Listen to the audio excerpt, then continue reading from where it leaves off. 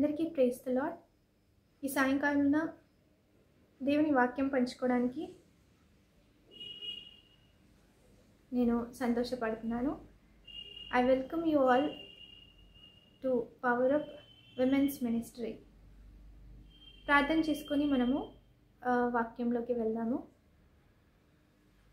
మహాపరిశుద్ధమైన తండ్రి, మీ యొక్క సన్నిధికి మేము చేరుకున్నాం యేసయ్య. మరి దేవా, ఎక్కడైతే ఇద్దరు ముగ్గురు కూడి ఉంటారో అక్కడ మీ యొక్క ప్రెజెన్స్ ఉంటుందని మీరు చెప్తున్నారు దేవా. మరి మీ యొక్క ప్రెజెన్స్లో మేము గ్యాదర్ అయ్యి ఉన్నాము దేవా. మరి ఇప్పుడు వాక్యం వినబోచుండగా మీరే నాయకుడే నడిపించమని అడుగుతున్నాము దేవా. మా హృదయాల్ని తెరవండి.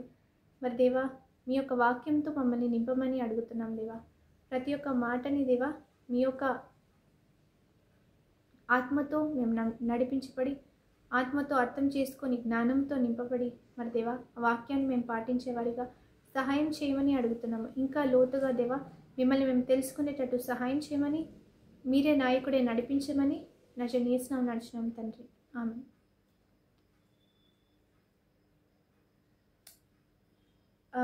ఈరోజు మరి సర్మన్ చెప్పుకుంటున్నాము. మరి ఎస్తేర్ గురించి చూసుకుందామండి. ఎంతమందికి ఎస్తేర్ తెలుసు? మరి చాలామందికి ఎస్తేర్ తెలిసే ఉంటుంది. She was the queen. మరి ఎస్తేర్ వాజ్ ద క్వీన్ అనమాట. ఆమె క్వీన్ అవ్వకముందు మరి తల్లిదండ్రులు లేరనమాట. మరి ఒక నార్మల్ స్త్రీ అయితే తన యొక్క అంకుల్ మొర్దెకై ఆమెని కుమార్తెగా స్వీకరించుకున్నారనమాట. అప్పటి నుంచి ఆయన యొక్క గైడెన్స్లో ఆయనతో పాటు మరి ఎస్తేరు అనే స్త్రీ మరి నడుచుకుంటూ ఉంది. మరి అన్నిటి గురించి తెలుసుకుంటా అలా మరి వాళ్ళ అంకుల్ దగ్గర పెరుగుతూ ఉందన్నమాట. ఆ దేశం యొక్క రాజుకి ఒక భార్య ఉంది. ఆ భార్య ఏం చేసిందంటే చాలా చక్కగా ఉంటుంది ఆ భార్య చూడడానికి. అయితే రాజు ఒక ఆర్డర్ చేస్తాడు భార్యని. మరి ఎంతోమందికి నా భార్య అని చూపించుకోవడానికి రాజు ఏం చెప్తాడంటే, పలానా రోజు మరి ఇక్కడికి ప్యాలెస్కి రావాలి అన్నప్పుడు ఆమె ఏం చేస్తుందంటే రెఫ్యూజ్ చేస్తుంది అనమాట. రాజు చెప్పిన మాటల్ని, రాజు చెప్పిన ఆర్డర్ని రిజెక్ట్ చేసేస్తుంది. ఆమె ఆ చెప్పిన సమయానికి కానీ ఆ చెప్పిన రోజు కానీ మరి ఆమె ఇక్కడికి రాదు. అందుకు అక్కడున్న వాళ్ళందరూ ఏం చేస్తారంటే రాజుకి చెప్తారు, ఇలా అయితే మరి ఒక క్వీనే, ఒక దేశానికే ఒక క్వీన్ అయి ఉన్న మీ భార్య ఇలా రిజెక్ట్ చేస్తే దాన్ని చూసి అందరు స్త్రీలు కూడా మరి పాటిస్తారు, అందరు స్త్రీలు కూడా అదే రకంగా చేస్తారేమో, అందుకనే ఆ క్వీన్ని ఇంకెప్పటికీ రానియద్దు అని చెప్పినప్పుడు కింగ్ మళ్ళీ ఏం చేస్తాడంటే ఒక శాసనం రాస్తాడు. ఆ క్వీన్ రాకూడదు, మరి పిలిచిన సమయానికి పిలిచిన రోజుకి రాలేదు కాబట్టి మరెన్నటికీ మరి ఆ పొజిషన్లో తను ఇంకా రాకూడదు అని చెప్పేసి తనకంటే బెటర్గా ఉన్న వ్యక్తిని తీసుకుందామని చెప్పి దేశమంతా ఒక చాటింపు చేస్తారనమాట. స్త్రీలని మరి తీసుకురండి, ఎవరికైతే రాజుకి మరి పర్ఫెక్ట్గా ఉంటారో వాళ్ళని సెలెక్ట్ చేద్దామని ఒక చాటింపు చేసినప్పుడు మొర్దెకై ఈ వార్త విన్న తర్వాత ఎస్తేర్ని పంపిస్తారనమాట. మరి ఆ కాంటెక్స్లో మరి చూస్తున్నట్లయితే Esther, book of Esther 2nd chapter 15th verse చూసుకుందాం. మొర్దెకై తన కుమార్తెగా స్వీకరించుకొనిన తన పినతండ్రి అయిన అబీయహలు కుమార్తెయగు ఎస్తేరు రాజునొద్దకు వెళ్ళుటకు వంతు వచ్చినప్పుడు స్త్రీలను కాయు రాజు యొక్క షండుడైన హేగే నిర్ణయించిన అలంకారము గాక ఆమె మరి ఏమీయూ కోరలేదు. ఎస్తేరును చూచిన వారందరికీ ఆమె యందు దయ పుట్టెను. ఈ వచనం చూసుకున్నట్లయితే జనరల్గా మరి ఎప్పుడైతే రాజు అంటే చాలా గొప్పవాడు, ఆ దేశంలో రాజు కంటే ఇంకా పైవారు ఉండరు. అలాంటి రాజుకి భార్యగా వెళ్ళాలంటే కొన్ని నియమాలు పాటించాలి, కొన్ని శాసనాలు చెప్పినవి వినాలి, రూల్స్ ఉంటాయి. మరి రాజు యొక్క గృహంలో కామన్గా మరి ఇంట్లో ఉన్నట్టు ఉండలేమన్నమాట. మరి అక్కడ ఎన్నో శాసనాలు ఉంటాయి, ఎన్నో రూల్స్ ఉంటాయి. ప్రతి ఒక్కటి ఫుడ్ దగ్గర నుంచి మరి ఎలా డైట్ చేయాలి, ఏమి వేసుకోవాలి బట్టలు, ఇవన్నీ మరి ఆయన రూల్స్ ప్రకారము అక్కడున్న శాసనాల ప్రకారము ఉంటాయి. అలాంటి చోటికి ఎస్తేర్ని పంపించినప్పుడు ఎస్తేర్ వెళ్ళిందనమాట. అయితే అక్కడున్న స్త్రీలందరూ చాలా రెడీ అవుతూ ఉన్నారు. అక్కడ హేగే అని ఒక షణ్ణుడు ఉన్నాడనమాట రాజు యొక్క ప్యాలెస్లో. ఆయన అక్కడికి వచ్చిన ప్రతి స్త్రీకి ఏవైతే అవసరం ఉందో మరి వారు సేఫ్గా ఉండడానికి, మరి కంఫర్టబుల్గా ఉండడానికి అక్కడ ఏర్పాట్లు చేశారనమాట. ఆయన చూసుకుంటూ ఉంటాడు. సో వాళ్ళు వేసుకోవాల్సిన బట్టల దగ్గర నుంచి, వాళ్ళు తినాల్సిన ఆహారం, దాని తర్వాత ఏమి తాగాలి, మరి అలానే ఏ టైంకి లేయాలి, ఏ టైంకి పడుకోవాలి, ఇవన్నిటిని మరి ఆయన చూసుకుంటూ ఉంటాడు. అయితే ఇక్కడ ఈ వచనంలో చూసినట్లయితే ఎస్తేర్ అంట హేగే నిర్ణయించిన అలంకారము గాక ఆమె మరి ఏమీ కోరలేదు అని వ్రాయబడింది. అంటే ప్రత్యేకంగా ఇది ఎందుకు వ్రాయబడింది ఎస్తేర్ గురించి ఈ పాయింట్ అంటే, మరి ఎస్తేరు ఎటువంటి స్త్రీ అనేది ఇక్కడ మనం అర్థం చేసుకోవచ్చు. మనం చదివిన ప్రతిసారి అక్కడ వాళ్ళు పెట్టిన శాసనం ప్రకారము రాజు యొక్క అసిస్టెంట్ ఎవరైతే వీళ్ళని చూసుకుంటున్నారో ఆయన చెప్పిన రూల్స్ ప్రకారము, ఆయన నిర్ణయించిన అలంకారమే తప్ప వేరే ఏ కోరలేదంట. We can understand that Esther is a very virtuous woman. అంటే కాంటెంట్గా ఏదైతే ఉందో దాంట్లో తృప్తిగా ఉండే స్త్రీగా మనం చూస్తున్నాం. ఏదైతే వాళ్ళు నిర్ణయించారు కాబట్టి, అది కూడా నిర్ణయించారు కాబట్టి మరి తను అది దానికి ఒప్పుకుందనమాట అక్కడ రాజు యొక్క రూల్ ప్రకారం. కానీ నార్మల్గా చూసుకున్నట్లయితే లోకల్లో ఒక రాజు దగ్గరికి వెళ్ళాలంటే, ఆ కంటెస్ట్లో పాల్గొనాలన్నా, సెలెక్షన్స్లో వెళ్ళాలన్నా ఎన్నో చేస్తూ ఉంటారు. లోకల్లో రాజుని ఇంప్రెస్ చేయడమే కాదు, కానీ మరి ఈ లోకంలో ఉన్న ప్రతి ఒక్కరూ అందరికీ బాగా కనపడాలని, అందరూ వాళ్ళని చూడగానే మరి ఇష్టపడాలని ఎంతగానో మరి అలంకరించుకుంటారు, ఎంతగానో మరి ప్రయత్నిస్తుంటారనమాట. కానీ ఇక్కడ ఎస్తేర్ ఒక రాణి పొజిషన్కి వెళ్ళినప్పటికీ అక్కడ నిర్ణయించిన అలంకారం తప్ప ఏమీ కోరలేదు అని ఇక్కడ వ్రాయబడింది. అలాంటి క్వాలిటీ ఎంత మంచిది ఒక స్త్రీకి. మరి ఒక స్త్రీ ఎలా ఉండాలి అంటే, దేవునికి ఇష్టరాలుగా ఉండాలి అంటే మరి ఇలాంటి స్వభావం కలిగి ఉండడం ఎంతో మేలు. అలానే ఇంకా ముందు చూసినట్లయితే ఎస్తేరును చూచిన వారందరికీ ఆమె యందు దయ పుట్టెను. ఎలాంటి స్త్రీ అంటే కేవలము ఒక చక్కగా ఉన్న స్త్రీ కాదు, కేవలము ఆమె సింపుల్ ఉమెన్ కాదు. ఆమె ఎలాంటి స్త్రీ అంటే ఆమెను చూసిన ప్రతి ఒక్కరికి అంట దయ పుడుతుందంట. ఆమె పట్ల దేవుని యొక్క దయ, మనుషుల దయ ఉందని మనం తెలుసుకోవచ్చు. అలాంటి స్త్రీ గురించి మనము చదివినట్లయితే, ఎస్తేర్ బుక్ అంతా మీరు తర్వాత మనం అందరం చదివినట్లయితే ఎన్నో విషయాలు తెలుసుకోవచ్చు. కానీ ఒక స్త్రీ యొక్క పవర్ఫుల్ క్వాలిటీ కేవలం స్త్రీకే కాదు, కానీ అందరికీ ఒక పవర్ఫుల్ క్వాలిటీ ఏంటి అంటే దేవుని రాజ్యంలో దీనులై ఉండడము, ఉన్న వాటితో మరి దేవునికి వందనాలు చెల్లించి దాంతో తృప్తిగా ఉండడం, మరి ఏదో కావాలని లోకాశలతో కానీ అట్లా ఉండకుండా ముందుకు వెళ్తూ దేవుని యొక్క దృష్టిలో ఏదైతే మంచిదో అది చేస్తూ ముందుకు వెళ్ళడం అనేది దేవుని చిత్తం అన్నమాట. కనుక మనము దేవుని దృష్టిలో ఏదైతే చేస్తామో, మనం దేవుని దృష్టిలో ఏదైతే రైట్ అనబడేది మరి సరైనది మనం పాటించగలుగుతాము. అలాంటి సమయంలో దేవుడు ఆయన దయ చూపిస్తాడు. ఆయన దయ మన పట్ల ఉంచి మనుషులకు కూడా మన పట్ల దయని కలిగిస్తాడనమాట.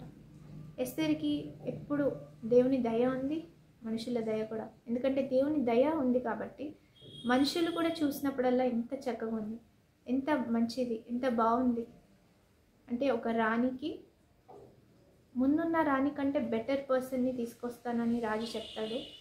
మరి ఎస్తేరు ముందున్న రాణి కంటే అందరికంటే మరి ఎంతో డిఫరెంట్ పర్సన్గా మరి ఆమె సెలెక్ట్ చేయబడుతుంది. ఆ తర్వాత అందరికీ తెలుసు మరి ఇజ్రాయేలీని చంపేయడానికని మరి జ్యూస్ అందరిని చంపేయడానికి ఒక ఆజ్ఞ వచ్చినప్పుడు ఎస్తేరు ఎలా హ్యాండిల్ చేసి ముందుకు వెళ్తుందో అందరికీ తెలుసు. కానీ ఎప్పుడైతే కష్టము ఎదుర్కొంటుందో ఎస్తేరు, అప్పుడు ఏం చేసిందో చూద్దాం. 4th chapter 16th verse చదువుకుందాము. Go gather together all the Jews that are present in Shushan, and fast ye for me, and neither eat nor drink 3 days, night or day. I also and my maidens will fast likewise, and so will I go in unto the king, which is not according to the law, and if I perish, I perish. Esther యొక్క quality మరి యొక్క quality మనం చూసుకోవచ్చు అనమాట. ఇక్కడ చూసినట్లయితే ఎప్పుడైతే అలాంటి సందర్భం వస్తుందో ప్రతి ఒక్క జ్యూస్ అక్కడున్న జ్యూస్ అందరినీ చంపేయాలి, తన వంశస్థులందరినీ చంపేసేయాలి అనే ఆజ్ఞ వచ్చినప్పుడు మొట్టమొదటిగా ఏం చేస్తుందంటే ఉపవాసం ఉంటుందన్నమాట. ఉపవాసమే కాకుండా ఏం చెప్తుందంటే, నేను నా మెయిడెన్స్ మేమందరం కలిసి ఫాస్టింగ్ చేస్తాము. అయితే రాజు పిలవకముందే రాణి వెళ్ళకూడదు ఆయన ఉంటున్న స్థలంలోకి.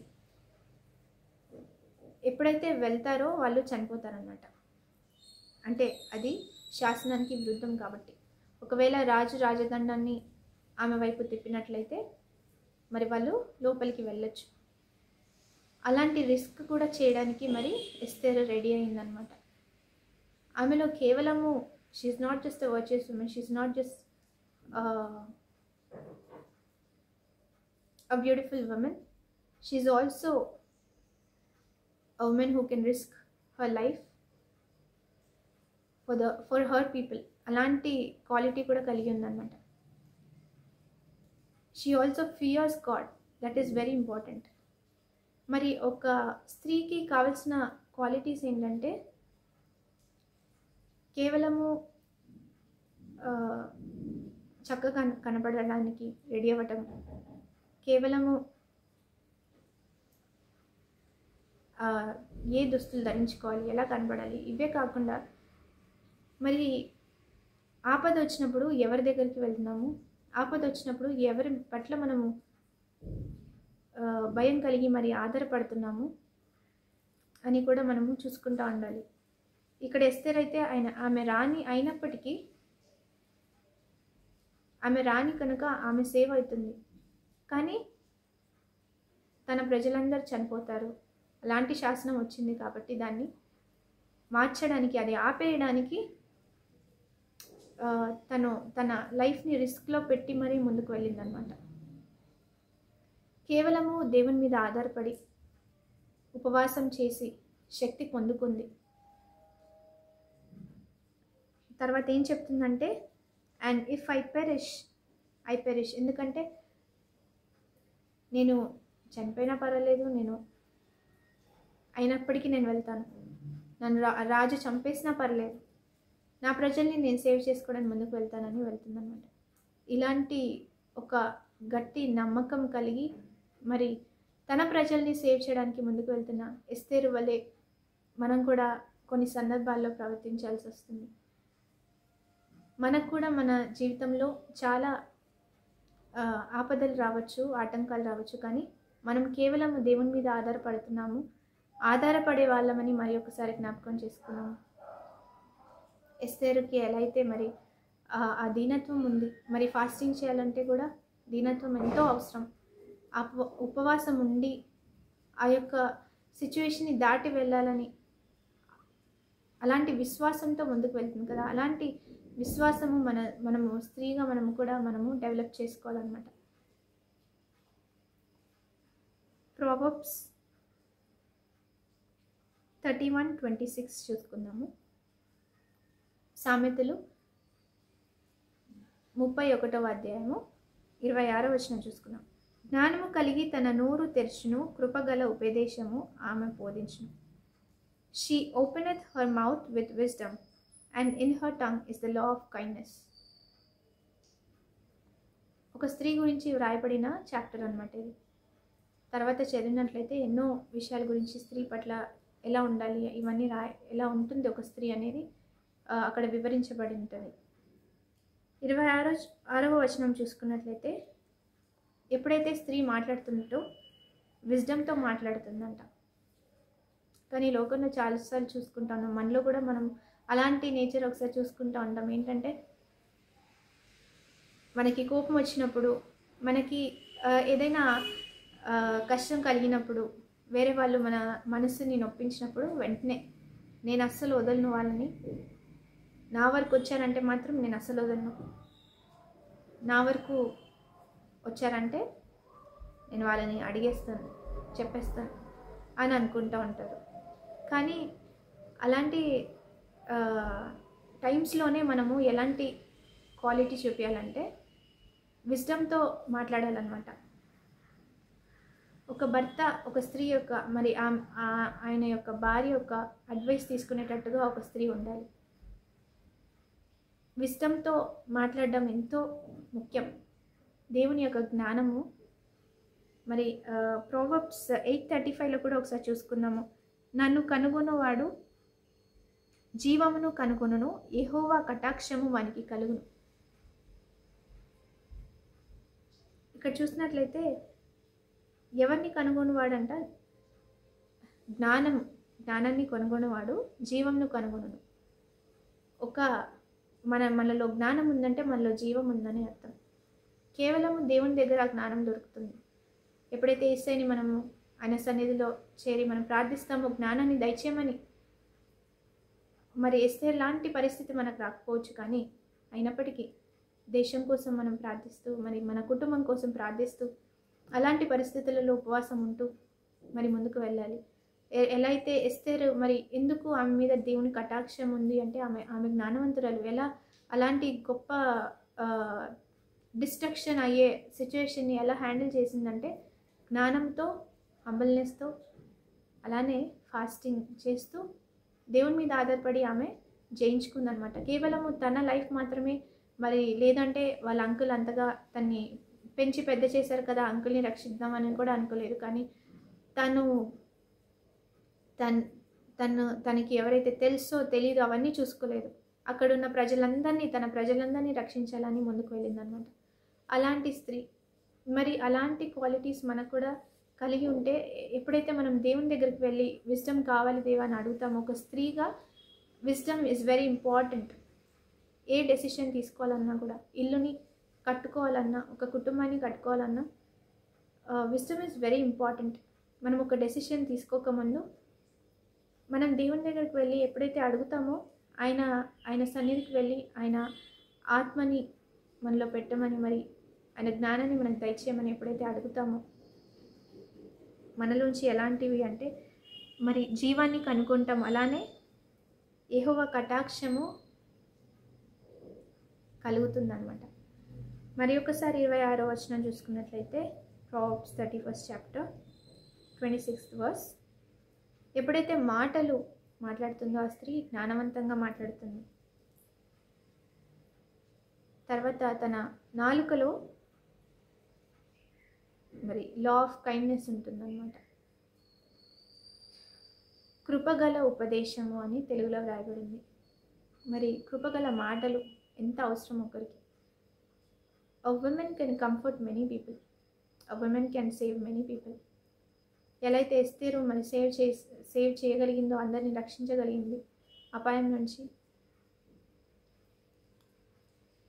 ఆయన దేవుని యొక్క ప్రజలు మరి ఇలా చనిపోకూడదని చెప్పి ఆమె ఎలా ప్రయత్నించి మరి దేవుని మీద ఆధారపడి వెళ్ళింది కదా.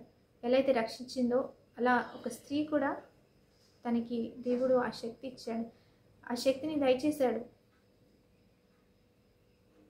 తన కుటుంబాన్ని రక్షించుకోగలదు, తన భర్తని, పిల్లల్ని, అందరినీ రక్షించుకోగలదు. ఒకరి విశ్వాసం చాలా ఇంపార్టెంట్. చాలామంది చూస్తూ ఉంటారనమాట, వీళ్ళు ఎలా విశ్వాసం ఉంచుతున్నారు ఏంటి అని.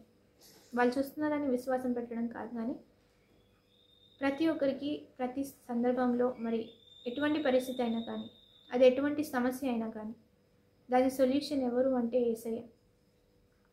యేసయ్య దగ్గర ఉన్న సొల్యూషన్ ఆల్రెడీ ఉంది. కాబట్టి ఇక మీదట మనకి ఎలాంటి ప్రాబ్లమ్స్ వచ్చినా కూడా, any problem it might be, చిన్న ప్రాబ్లం అవ్వచ్చు, పెద్దది అవ్వచ్చు, ఎటువంటి ప్రాబ్లము ఏ డైరెక్షన్లో నుంచి వచ్చినా కూడా యేసయ్య దానికి సొల్యూషన్ అనమాట. అలాంటి దేవుని దగ్గరికి వెళ్ళి మనం ఎప్పుడైతే ఆయన సన్నిధిలో మొరపెట్టుకుంటామో, ఎప్పుడైతే ఉపవాసం ఉండి మరి దేవా నాకు కూడా జ్ఞానాన్ని తెచ్చి నేను కూడా నా ఇల్లు కట్టుకోవాలి, నేను కూడా నా ప్రజల్ని రక్షించుకోవాలి అని ఒక భారం కలిగి మనం ఎప్పుడైతే దేవుని దగ్గరికి వెళ్తామో మనకు కూడా ఆయన కటాక్షము లభిస్తుంది. అలానే ఏది పడితే అది మాట్లాడకుండా, మరి ఒక స్త్రీ మాట్లాడిందంటే జ్ఞానవంతంగా మాట్లాడుతుంది అని అందరూ ఎదురు చూసేటట్లుగా మనం మాట్లాడచ్చు అనమాట. దేవుని గురించి ఉపదేశం ఇవ్వచ్చు. కృపగల మాటలు అంటే దేవుని యొక్క కృపని మనము మన మాటల ద్వారా మన యొక్క మాటల్లో దయ ఉండాలి అని ఉంది. అంటే ఎలా అయితే దేవుడు దయగలవాడు కదా, అలాంటి క్వాలిటీ మనం రిఫ్లెక్ట్ చేయాలి. దేవుని యొక్క క్వాలిటీస్ మనలో ఉండాలన్నమాట. కాబట్టి దయగలిగిన మనసుతో, దయగలిగిన మాటలతో మనము మాట్లాడుతూ ఉండాలి. అలాంటప్పుడు మన కుటుంబాన్ని మనం రక్షించుకోవచ్చు, కట్టుకోవచ్చు, ఎంతోమందిని మనము ఆదరించవచ్చు, దేవుని దగ్గరికి నడిపించవచ్చు. కాబట్టి స్త్రీకి దేవుడు చాలా పనులు మరి దేవుడు అప్పచెప్పాడు. అవన్నీ నెరవేర్చుకొని అవన్నిటిని ముందుకు తీసుకువెళ్ళాలంటే దేవుని మీద ఆధారపడము ఎంతో ముఖ్యం. ఇలాంటి క్వాలిటీస్ కలిగి ఉండడం ఎంతో ముఖ్యం అన్నమాట. మన దేవుడు ఎలాంటి దేవుడు అంటే ఒక గొర్రెల కాపరిని రాజుగా చేయగలిగిన దేవుడు మనతో ఉన్నాడు అనమాట. మరి పాత నిబంధనలు ఎంతోమందిని చూసుకుంటాము. ఎవరైతే రిజెక్ట్ చేయబడ్డారో వాళ్ళు దేవుని చేత చూస్ చేయబడ్డాడనమాట.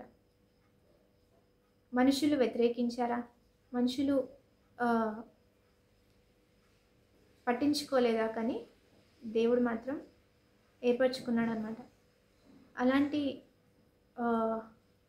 అలాంటి తరంలో మనం కూడా ఉన్నాం కనుక మనం కూడా ఇక ముందు దేవునితో ఉండి ఆయనతో నడుచుకుంటూ ఇలాంటి స్వభావం కోసం మనం దేవుడి దగ్గర అడిగి, మనం ఎప్పుడైతే దేవునితో ఉంటామో ఆయన ఎప్పుడు మనతో ఉంటాడో గొప్పగా మనం ఈ లోకాన్ని రక్షించవచ్చు అనమాట. We can become anything. మనకిచ్చిన ఏదైతే దేవుడు ఇచ్చిన ఒక పనిని నెరవేర్చాలన్నా, ఆయన రాజ్యంలో మనం ఉంటున్నాం కనుక ఆయన ఇచ్చిన పనిని నెరవేర్చడానికి జ్ఞానము, కటాక్షము, హంబుల్నెస్, దయగలిగిన మాటలు మాట్లాడడం, ఇవన్నీ చాలా ఇంపార్టెంట్. దేవుడు ఇచ్చిన వాటిల్లో మనం తృప్తిగా ఉండి ఆయనకి వందనాలు చెల్లిస్తూ మనకున్న దాంట్లో మనకి ఇచ్చిన పనిలో సిన్సియర్గా, ఆనెస్ట్గా ఉండడం ఎంతో ముఖ్యం అన్నమాట. కనుక ఇక ముందు కూడా మనం అందరం కలిసి మరి ప్రార్థించుకొని ఎలా అయినా మరి మన ప్రజల్ని రక్షించుకునేటట్టు, కేవలం మనం రక్షింపబడి పరలోకానికి వెళ్ళడం కాదు, కానీ అందరినీ రక్షించుకొని అందరికీ దేవుని యొక్క ఉపదేశము చెప్తూ, దేవుని యొక్క వాక్యము బోధిస్తూ మనం ముందుకు వెళ్ళాలని ప్రార్థించుకుందాం.